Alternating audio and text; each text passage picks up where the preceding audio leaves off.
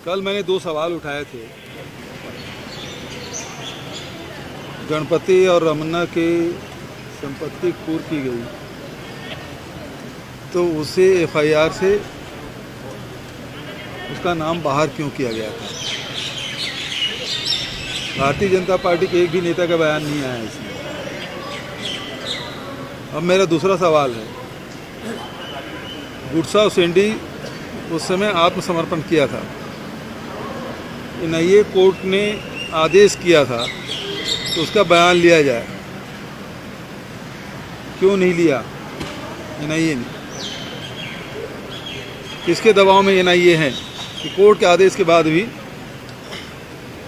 उसका बयान दर्ज नहीं किया गया, बयान नहीं लिया गया। दूसरी बात, गणपति और गुडसा और सेंडी दोनों नक्सलियों के पोस्ट है, किसी व्यक्ति का नाम नहीं। तो क्या गणपति ने सरेंडर किया है?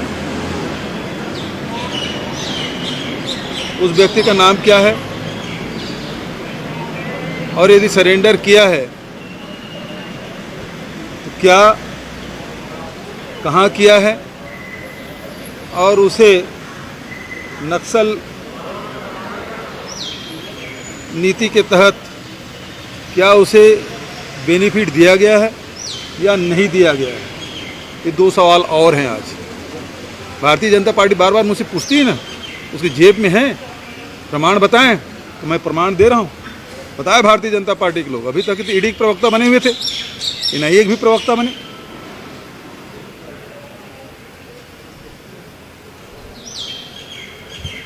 कल नीति आयोग की बैठक है, उसमें शामिल होऊंगा। प्रदेश के बहुत सारे जो ज्वलंत मुद्दे हैं उसके बारे में वहाँ बात रखी भी जाएगी। और आप लोगों की तरफ से कोई सवाल?